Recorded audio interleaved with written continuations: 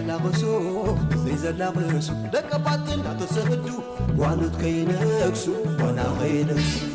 لغي لا صعب صعبني صعب صعبني قال خير عتفيك حسابي تعبني تخعبني صعب صعب صعبني صعب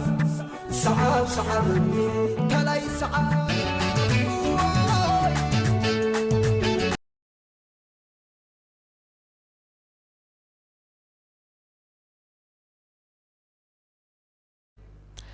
حزيز بصحنا زين اللوم كاب مأخلاي كوميتي حزباوي ويان حرنت تግራይ ዝተውሃበ መግለጽ እዩ ህዝብ ትግራይን መሪሑ ድቡ ህዝባዊ ወያነ ሓርነት ትግራይን ንሰላም ካብ ዘለዎ መትከላው እምነት ብምብጋስ ስምምዕ ፕሪቶሪያ ክፍጸምን ካብ ዝሓሊፉውን እቲ ስምምዕ ናብ ዘላቂ ናይ ሰላም ስምምዕ ክሰጋገር ዘይተሓለለ ጻዕሪ ክገብሩ ጸኒሖም እዮም በዚውን ብመሰረት እቲ ስምምዕ ብወገን ትግራይ ክፍጸሙ ዝግበኦም ኩሎም ገሊኦም ውን ቅድሚ ዝተቐመጠሎም እዋን ብምፍጻም ዝበለጸ ምትእማን ንኽፍጠር ግብኦም ተዋጽኦም ልዕሊ ኩሉ ድማ እቲ ህዝቢ ትግራይ ንነዊሕ እዋን ዝተቃለሰሉን ከባድ ዋጋ ዝኸፈለሉን ልዕላዊ በዓል ዋና ስልጣን ምዃኑ ዘረጋገጸሉን ብዝመረጾ መንግስቲ ናይ ምምሕዳር መሰሉ ኣወንዚፉን ዝሓለፉ 3 ዓመታት ብግዚያዊ ምምሕዳር ክመሓደር ጸኒሑ እዩ መንግስቲ ኢትዮጵያ ድማ በኣንጻሩ ንምሕጽንታን ትዕግስትን ህዝቢ ትግራይ ከም ድኽመት ወሲዱ ጸማም እዝኒ ብምሃብ እቲ ስምምዕ ከም መሳርሒ ካልእ መልክዕ ጆኖሳይድ ክትቀመሉ ጸኒሑ እዩ ድሕረት ስምምዕ በቐታ ብወገን መንግስቲ ኢትዮጵያ ክፍጸሙ ዝግበኦም ኣይተፈጸሙን ሕገ መንግስታዊ ልዕላዊ መሬት ትግራይ ወሪሮም ዝሓዙ ሓይልታት ኣብ ክንዲ ምውጻእ ብዝተፈላለየ ኣገባብ የጠናኽሮም በዚውን ኣብ ትሕቲ ወረርቲ ሓይልታት ዝነብር ህዝብና ብሰንኪ መንነቱ ይቕተል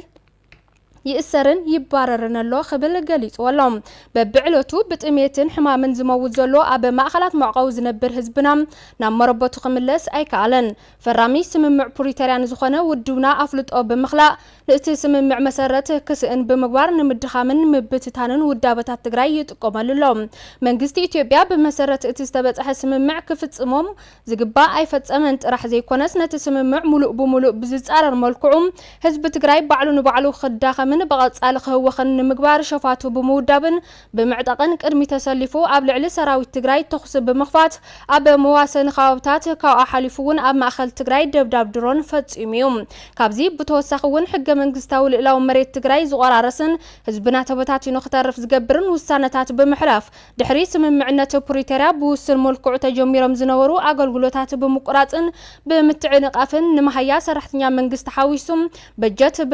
بمخلخال حفشا دما اب لعل تግራይ ዳግም ዕጽዋን ክባን በመንባር አጋር ሰራዊቱን አለን ዝብል ዓቅሚ መካናይዝድን ናብ ትግራይ በምጽጋዕ ዳግም ደማው ኪናት ንምኽፋት ኣብ ምህንዳድ ይርከብ ኢሎም በዚውን halዋትን ድሕነትን ህዝቢ ትግራይ ዝበኣሰ ሓደጋ አንጻላሊወሎም በሐፈሻ ህዝቢ ትግራይ መሪሕ ውድብ ሕወሓትን ንሰላም ጽንቃቅ ዕድልውን እንተሃልዩም ብዝብል ዋጋ እናኸፈሉውን ተኾነ ዘጽንሑ ወንበር መንግስቲ ኢትዮጵያ ካብ ጽባሕ መፈራም እትስምምዕ ብግልጽ እናጣሓሶ ብምጽናሕ ሙሉእ ንሙሉእ ከም ዘፍረሰውን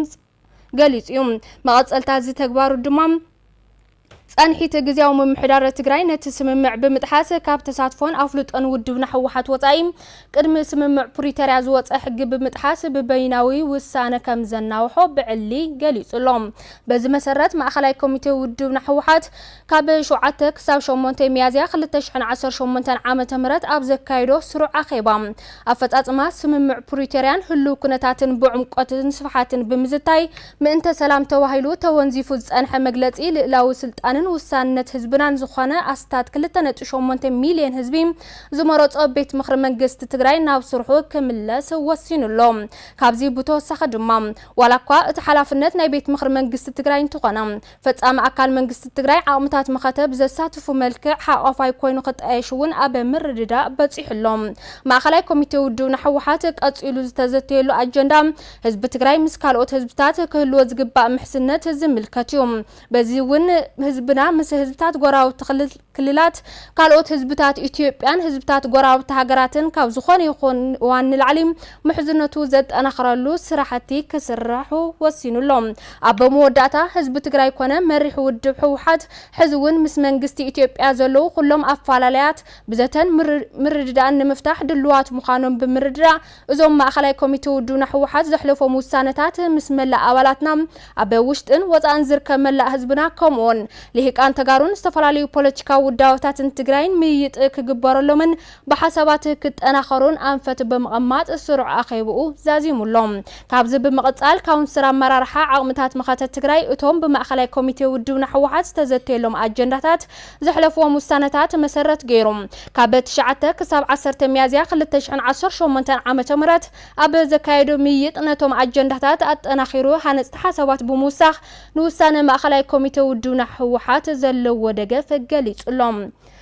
ملا حزبنا ببدرجو تركو አመራርሓን አባላት ውድብናን ኣብዚ ህልውናን ድሕነትን ህዝቢ ትግራይ ንምርግጋጽ ዝካየድ ዘሎ ወሳናይ መድረክ ቃልሲም ከመወትሩ ኣብ ጎን ውድብኩም ሕወሓት ተሰሊፍኩም ተፈጻምነት እዞም ውሳነታት ወሳናይ እጃምኩም ክትዋጹ ማእኸላይ ኮሚቴ ህዝባዊ ወያነ ሓርነት ትግራይ ዘለዎ ጽኑዕ እምነት ይገልጽ ማእኸላይ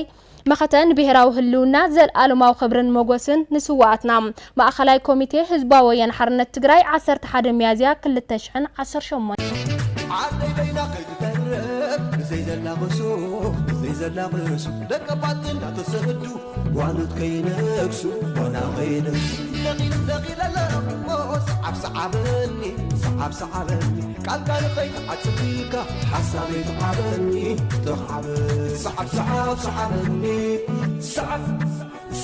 صعبني كلاي صعب